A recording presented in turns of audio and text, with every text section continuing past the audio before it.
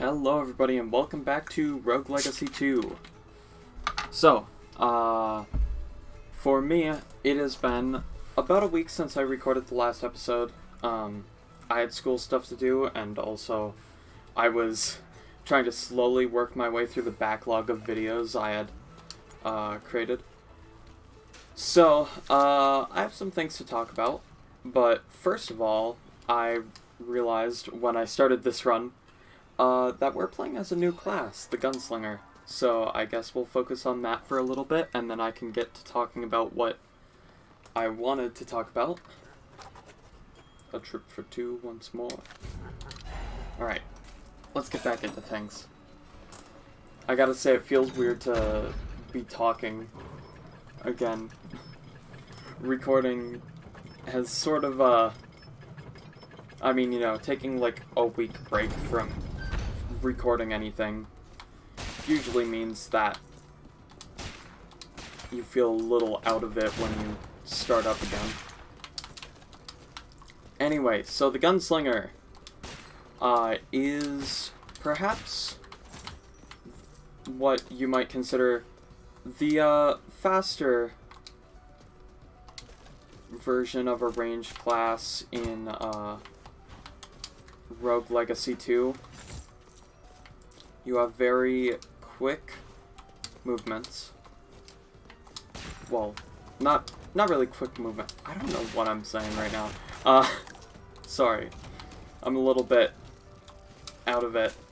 I just, I didn't really do any warm-up for this episode. I just decided to start recording. Pretty much because I felt like it. But the Gunslinger is what you might consider the quicker range class. Instead of having to draw back your bow, you can just fire off your shots. But you have to worry about an ammo mechanic, which is why I am continuously pressing my class skill, which allows you to reload at any time and also gives you Suave, which I don't know if they explain it here. Reload weapons and grants you Suave. I still am sort of unsure of what Suave is. I don't think they've ever explained it. But you know.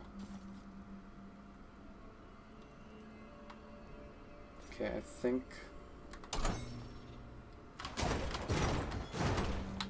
There we go. Okay.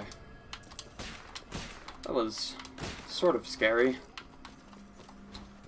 But just got red Aether from it, so I guess it wasn't really all that scary considering the reward we got was sort of useless. But yeah, Gunslinger I generally might like more than Archer. I don't know, I just like the immediateness of it.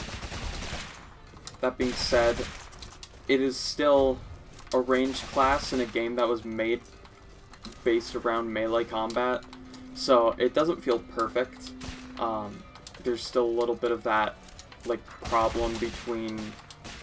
The problem of the dissonance between, you know, the game being heavily based off of the first game where everyone had a single melee attack.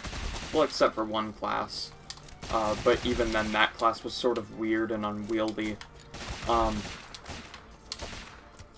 But, you know, it still has problems that Archer does, but in my opinion it gets over them a lot better by just sort of being quicker about stuff. For this run, something that initially sort of jarred me when we first jumped into the castle was I forgot that we can't see health bars. Feels weird not being able to just, like, look at how much health the enemy has. But it's not too big of a setback, plus I'm pretty sure that's the trait that's giving us extra gold. Yeah. So I'm pretty fine with it. So let's just keep going.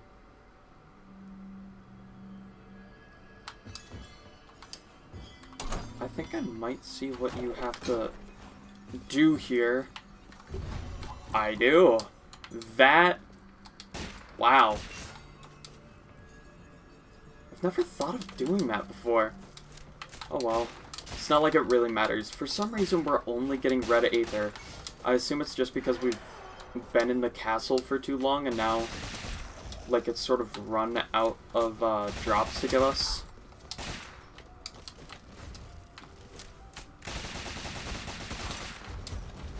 Also, one thing I love about Gunslinger here is that I'm pretty sure every single Gunslinger has just, like, tiny glasses. I don't know why. It's just a really charming detail that they're, like, this sort of, like, I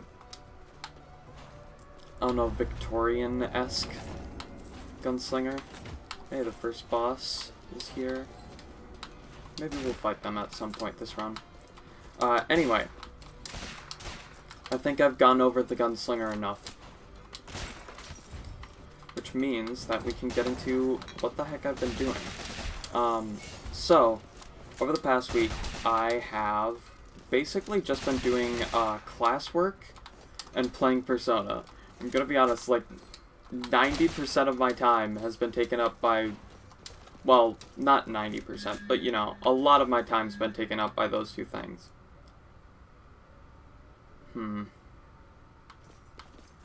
Both of these cost too much resolve. Our other trait for this run is that everything's twinned, so they cost a ton of resolve. But yeah, my life has basically been classwork and Persona for the past however many days. Shouldn't have reloaded there. Which, you know, might sound a little depressing, but I'm pretty okay with it. My classwork, I don't really have anything to say about that. It's just, you know, classwork. It's nothing too interesting. I did do my first exam last night for my stats class, which was honestly just boring. It was more time-consuming than hard, especially because we got to use our notes for it. Also, okay, good. I just wanted to check that I was still recording. For some reason, I just got paranoid. Ow. But yeah, it was more time-consuming than annoying. We got to use our notes for it, so there wasn't really any real trouble. I pretty much knew that I wasn't going to, like, fail it. But it's done, out of the way. Now I can just focus on enjoying my weekend until next week, where I have to, you know, do even more stuff. Class isn't really ever anything to, you know, be worried about. But something that is slightly more interesting is that I've been playing quite a bit of Persona 4. I don't know the exact amount of time I have into the game. Last time I checked, it was like 20 hours, which, considering that I, like, just got done with the second, well, not just got done, but I'm pretty sure when I last checked and I was at 20 hours, it was just after the second dungeon. You know, it seems like it's slow going, and it might be, but, you know, I guess that's just how things roll. But yeah, it's been a really good game so far, and I think there's multiple reasons for that. So, my background with RPGs, I guess, is that I usually get bored of RPGs fairly easily. I think they're fun every once in a while, you know, to just pick one up for a bit, play it, put it down when you don't feel like playing it anymore.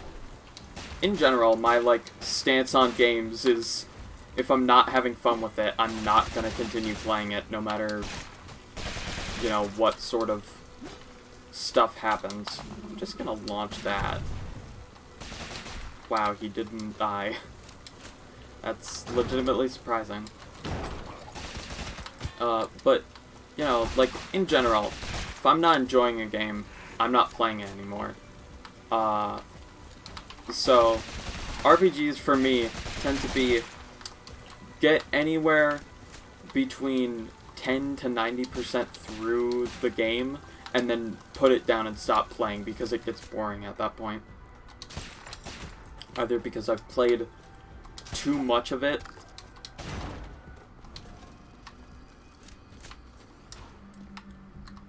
or just, you know, for whatever other reason.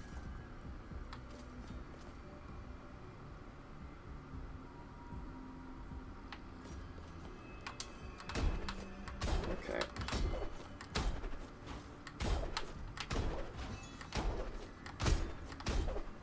There we go. I had to focus a little bit for that.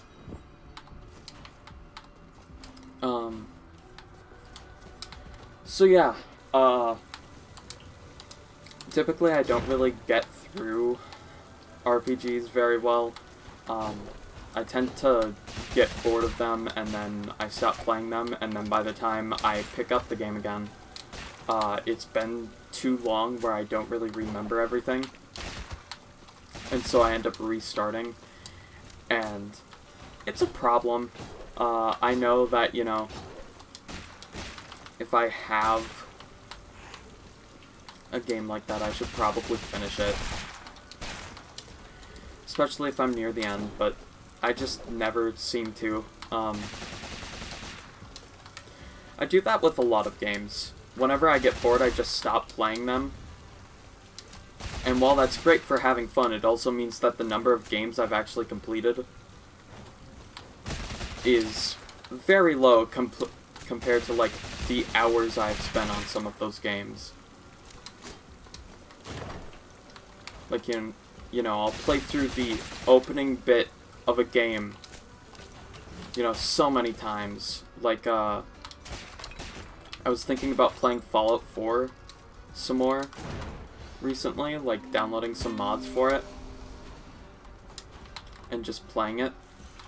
And I've gone through not really the opening part of the main quest for that game, but like I've gone through the motions of starting over with a brand new character on that game so much.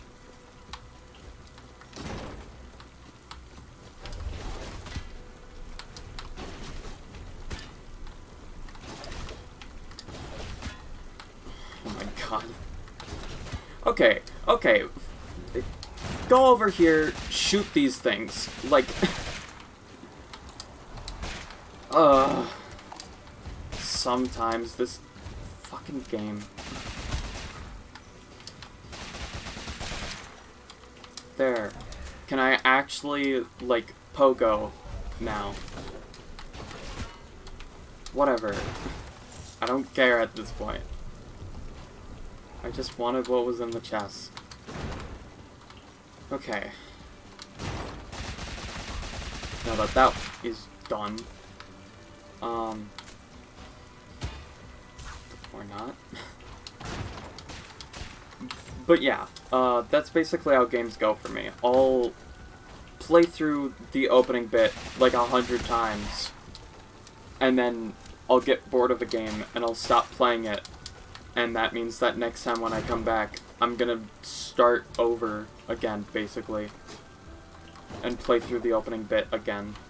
Even though I really should just, like, finish some of the things that I play. Like Fallout 4. I'm pretty sure I have, like, you know, like, I don't know, maybe 100 or so hours into it.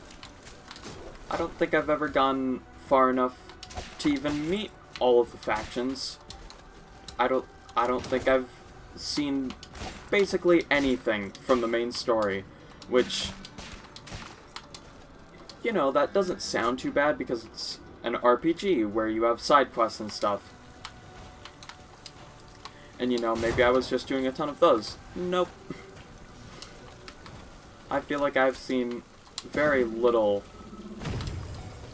from that game, despite playing it so much.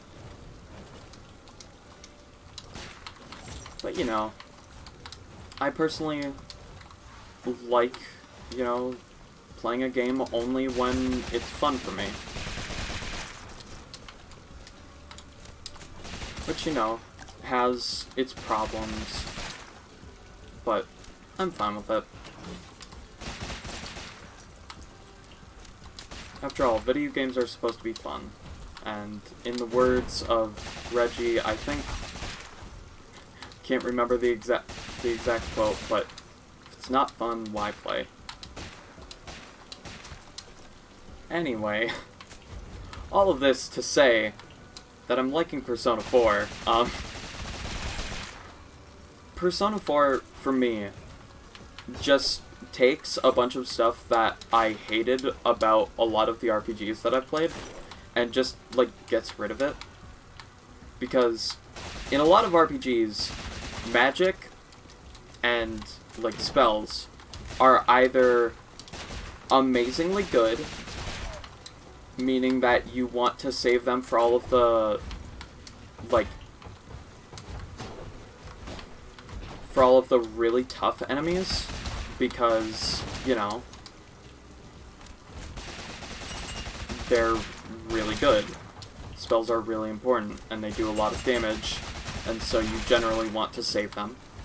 Or, spells do practically nothing, are basically useless, and then you never use them for that reason.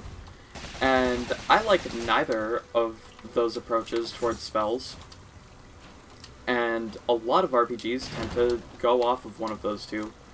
Usually the first one, sometimes the second one, very rarely the second one though.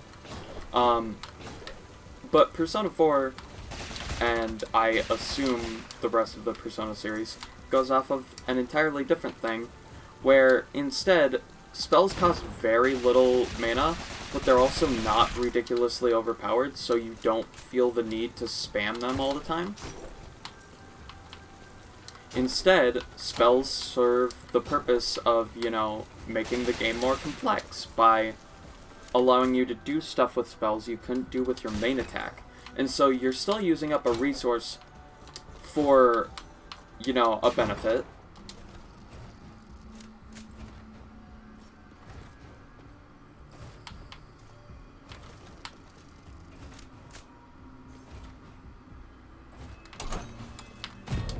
Damn it. So, you know, Persona 4 just basically ignores the whole problem by making spells do something besides do a lot of damage, while also making them affordable, because they're not doing a lot of damage. So spells are useful, but they're useful in the way that, like, that, you know, your main weapon can't be useful in. Because your main weapon doesn't have, well, at least to the point that I have played Persona 4, your main weapon doesn't have elemental attacks. So, you know, spells serve the purpose of basically allowing you to do elemental attacks, to get off all-outs, and do stuff like that, and basically play more tactically? Is that the correct word?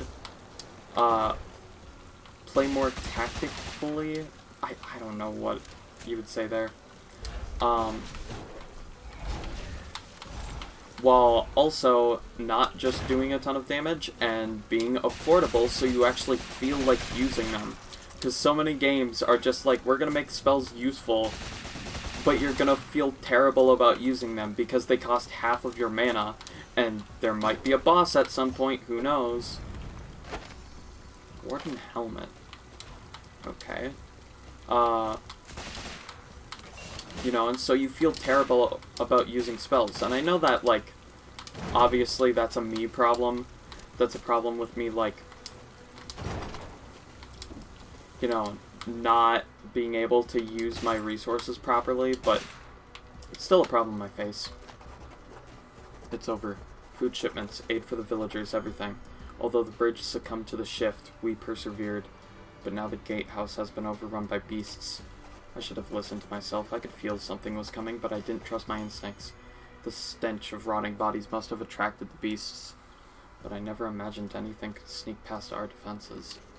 The Stygian beasts are massive, unlike anything I've seen. But they are not marine creatures. They stand on 2 feet, almost humanoid in stature. They were too large for me to handle alone, and I couldn't marshal the soldiers to fight. Perhaps if I had Z's power of persuasion, things would be different. But my only recourse was to seal the gate and trap the beasts inside. Unfortunately, this also shut off the only supply route into the village as well. I must inform the estuaries. We need more soldiers to fight them off. Alas, the villagers are on their own now. Well, that's grim. Anyway, Persona 4. But yeah, and I know that I'm sort of, harping a lot about spells, but when you have spells and magic as a major mechanic in your game, getting it right really means a lot, and Persona 4, in my opinion, does it masterfully. Don't know how that's going to be in the future, since I'm only on the 2nd dungeon. Well, I cleared the 2nd dungeon, but maybe the game gets worse at it as time goes on. Truly, we may never know. But yeah, games struggle a lot with that. They also struggle a lot with, talking. Usually games either have the issue of too much text or too little. Let's go here. And Persona 4, in my opinion, does it really well, where it conveys the message it wants during every scene using very concise sort of talking points. It doesn't need 14 paragraphs to tell you about things that you don't care about. It's just like, hey, here's this person that you care about. Here's them talking about their issues. Choose a, reaction or a thing to say. And I really enjoy that, coming off of, I played Final Fantasy 1 one time, and just as an example, the amount of text in that game that felt functionally useless, that I didn't care about, that served basically no narrative purpose, was just overwhelming at times, to the point where, it just became this question of, why are you telling me all of this? Why should I care?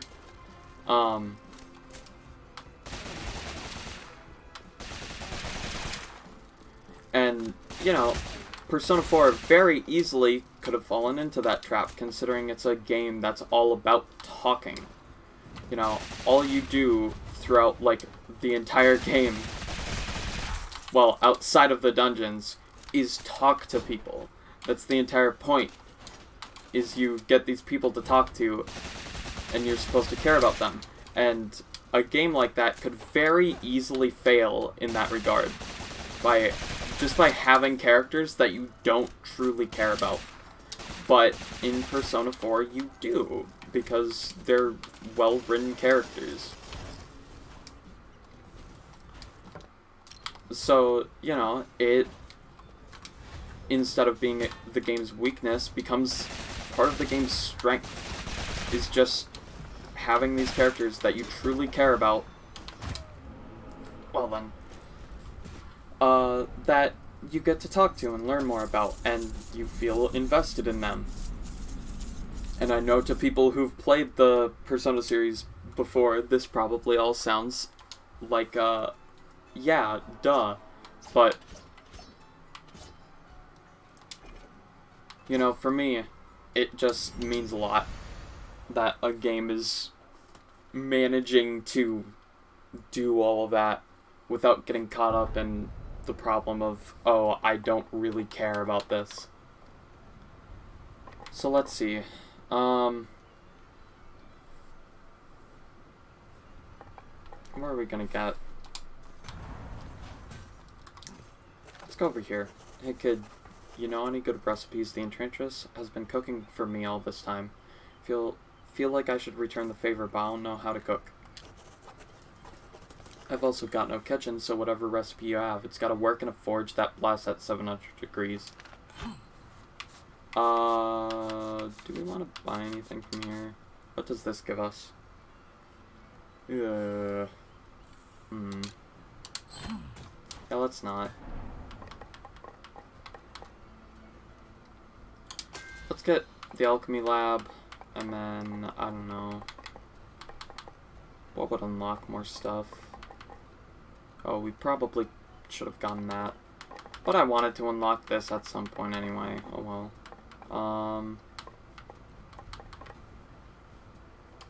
Let's get that. Soul locked. Can be unlocked through the soul shop. Yeah, those are definitely words that mean something. Ducky, you interested in more pillow talk? Well, I also use a special pillow to help with my apnea. I've tried hundreds of pillows and I have one that is my favorite. It's shaped like a wedge and I use it to raise my neck and upper back. But lying in one position every night is never good, and every so often I have to switch it up.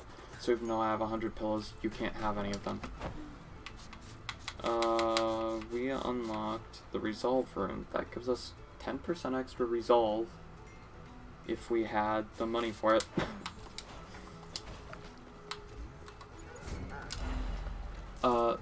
So yeah, what else can I talk about in terms of Persona? I really like the characters, at least so far.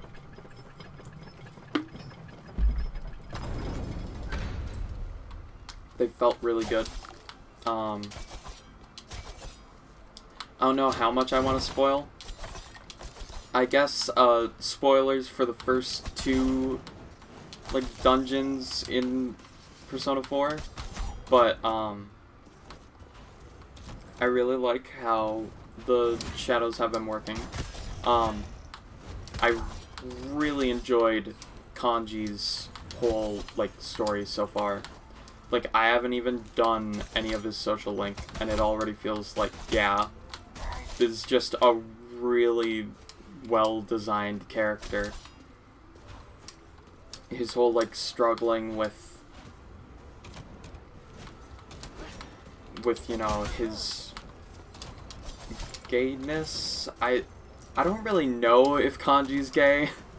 It's difficult to tell if he's gay or he's acting like he's gay.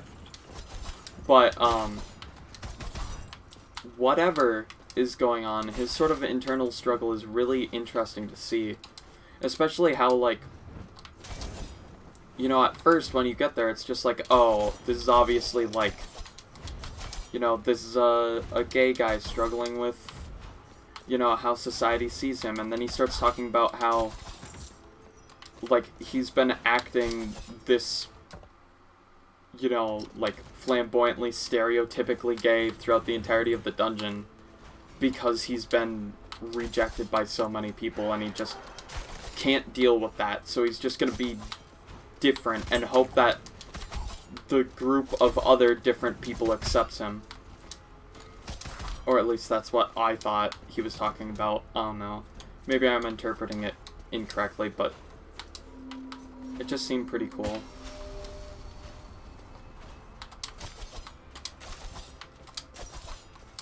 So, yeah. Persona 4, good game. I'm still interested to see if Persona 5 is going to come out on Steam or wherever in the future. Because we still haven't gotten anything from Atlus, at least as far as I'm sure, about the anniversary. I mean, obviously, you know... Ooh.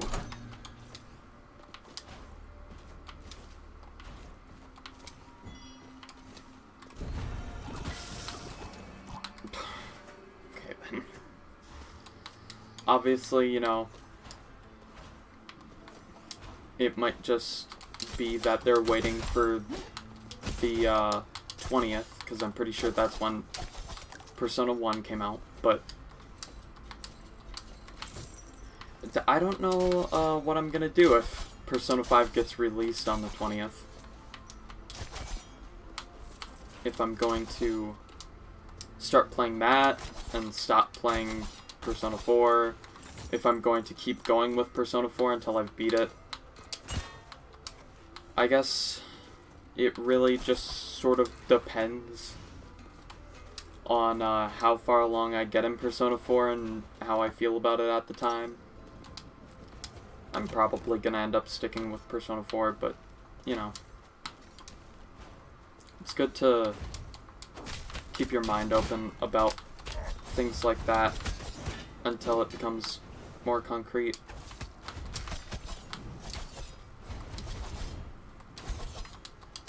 Okay. Let's navigate this room somehow. Get to this chest.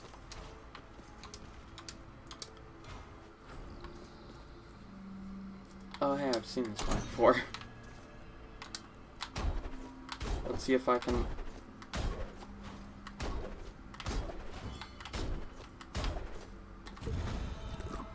nail it like I did last time.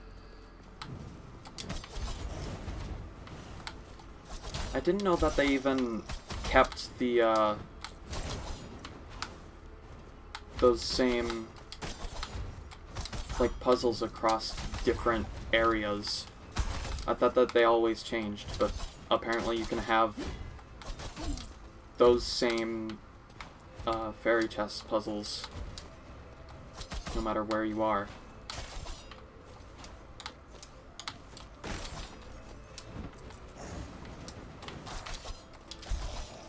But you know,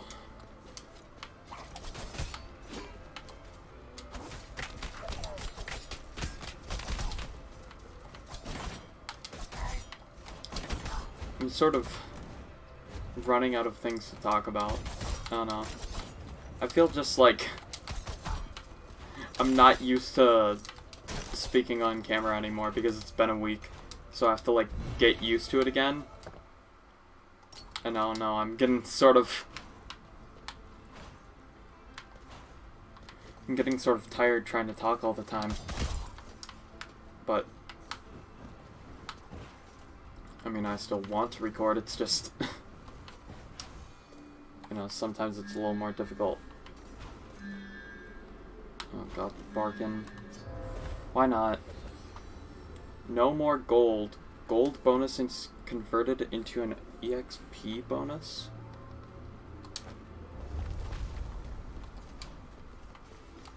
So we don't earn any gold.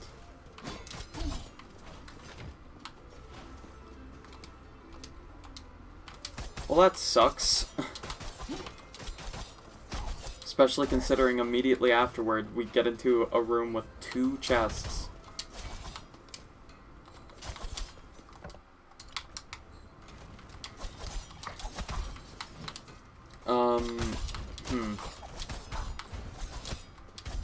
I don't know. I sort of want to just give up on this character, honestly. But I think I know something valuable that they can do. If we can find our way back to a room where it would be possible to do what I'm thinking. This is not one of those rooms. That does not connect up like that.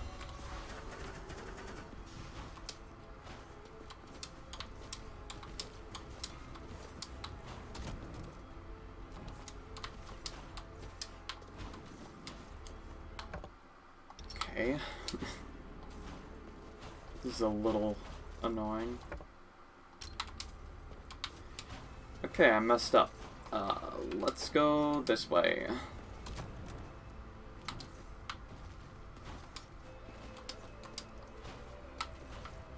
Damn it.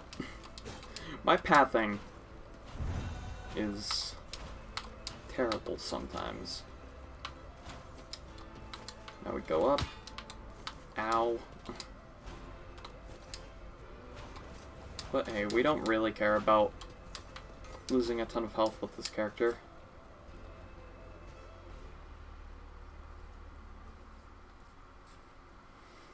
So I think we're gonna go up here and search for the relic that exists somewhere up here.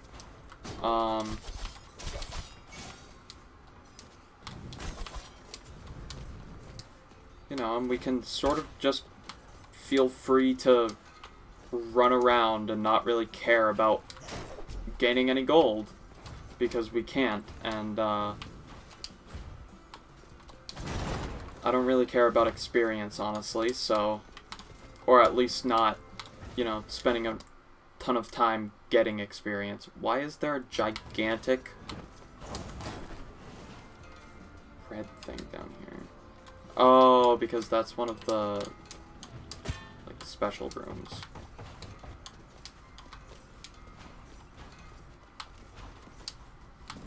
But yeah, we can basically just run around not caring, grab that.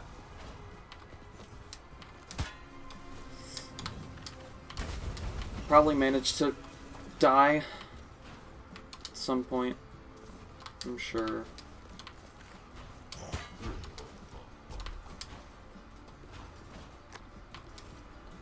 Oh god. Okay. Yep. Somehow managed to do that.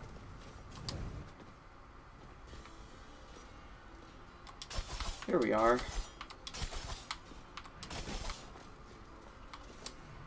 So, this room is pretty interesting. Instead of one long version of these, you have a ton of tiny ones, so you can't get in here unless you dash. I remember that puzzle stumping me a tiny bit the first time. The heirloom is silent. So, managed to find an heirloom. Your dashes have been upgraded into void dashes. Press RT to void dash. Void dashes can pass through void objects and projectiles. So we can finally get through those things. Hold to extend your dash.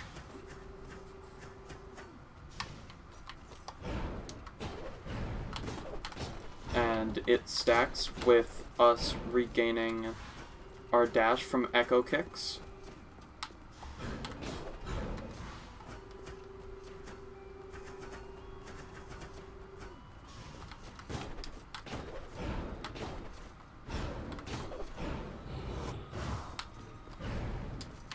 Nothing too exciting.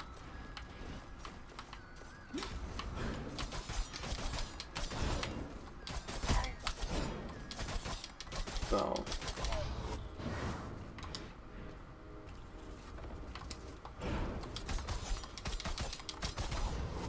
nice.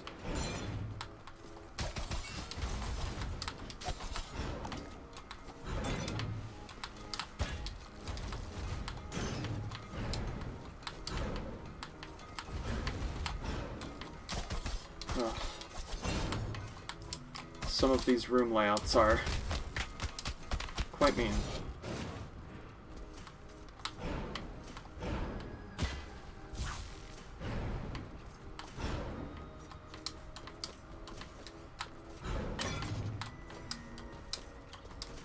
Luckily, we're making it through it just fine.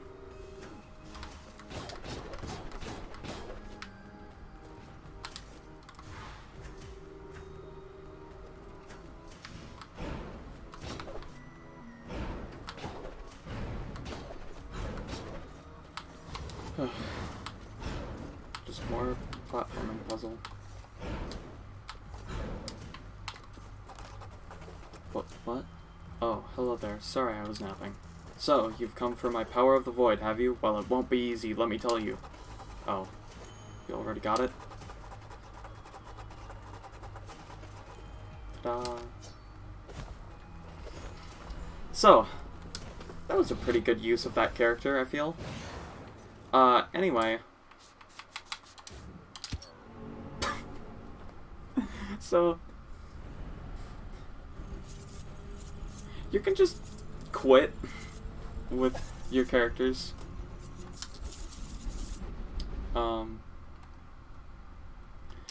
You know, I feel as though I'd probably just quit that run, because I want to focus on getting money. Like with you. This character is going to be mighty helpful. How long has the recording been? I don't know. What should we buy? 1,700 gold. Why don't we get more armor? I wonder how old the architect is. I'm hitting 100, but he looks like he's over 10,000.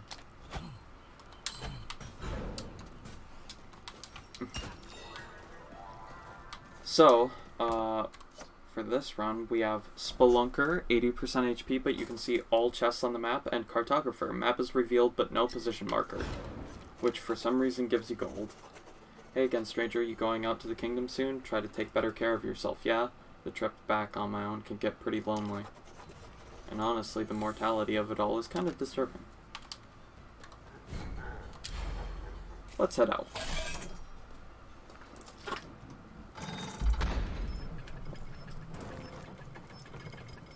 I'll do one more run this video. Figure since I'm already in the mood of collecting money, we may as well collect a little bit more. So,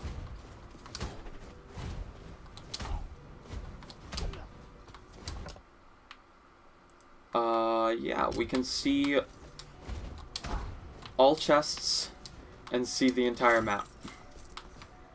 I don't know if cartography normally gives you the chests, but if it doesn't, this is a good combination. Especially since it means that we get more gold because of cartography. So this run, I want to get enough stuff enough gold to afford the next health insurance option thing, whatever it's called. So that means that we're probably just gonna end up staying in the castle the entire time. After all, if I get hit like that down here, then I want to at least take as little damage as possible. I feel as though this game sort of becomes a tiny bit boring when... Okay. When you realize that just, like, staying down in the castle can allow you to get so much more money.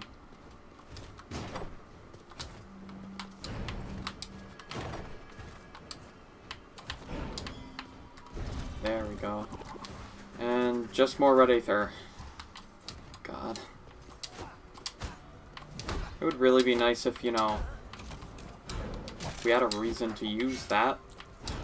We have like 1,000 by now, actually. Not even a couple hundred. So, you know, if we ever need it, we have quite a bit stockpiled. But that's a big if. Since so far it seems as though the game doesn't really trust us enough to give us that option. So we're in this big room here. I want to go off to the side over here.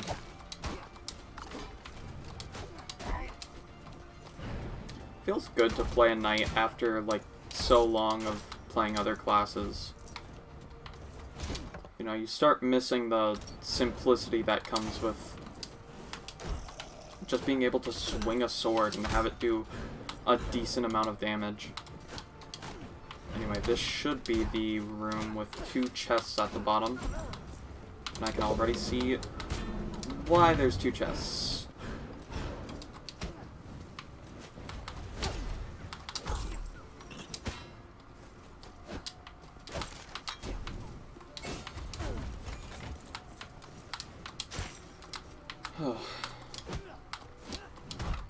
That was a nightmare.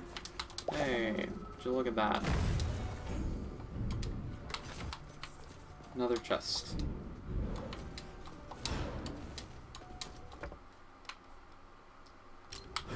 I don't think we have any reason to go over there. I'm mostly just looking for easy chests to get to.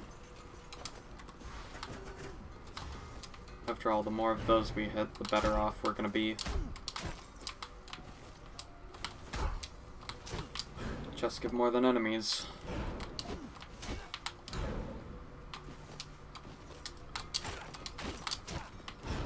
But we can still destroy stuff along the way. Alright.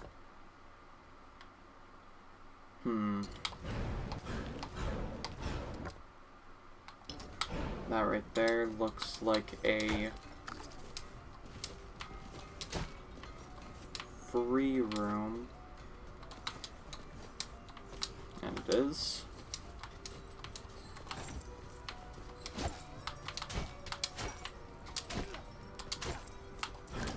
Huh.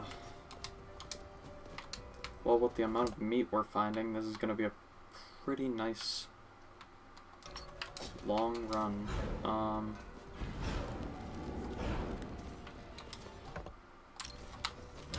You know what? Why don't we head up here and just see?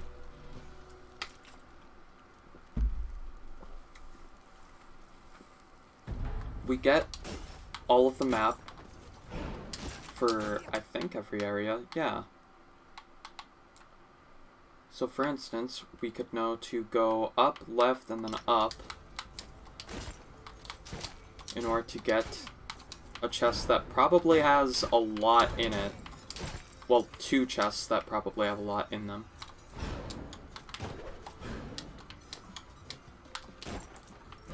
So why not, you know?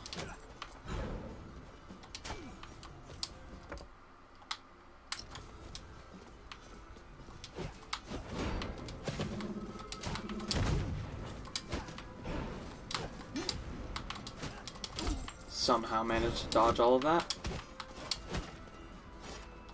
Okay. That was quite scary. Luckily, I should be able to just combo you. Ow. Jeez.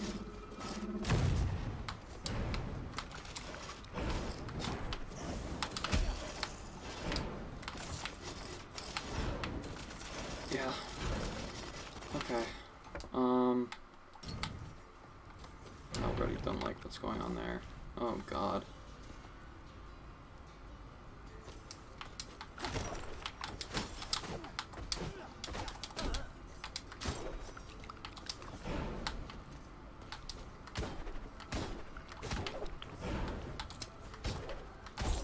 It's weird seeing a mini-boss slug.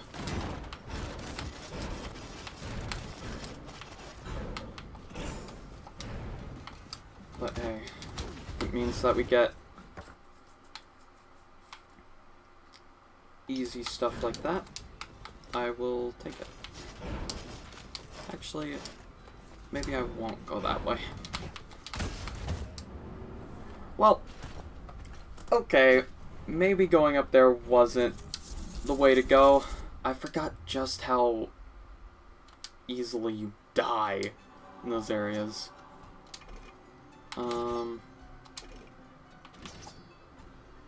Associative agnosia, crippling intellect. Honestly, just go with this one.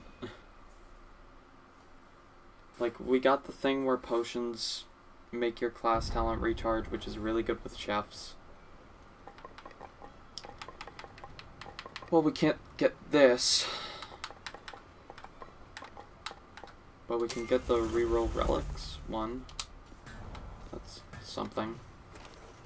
Still window shopping, kid. Can't make items if I don't have customers is all I'm saying.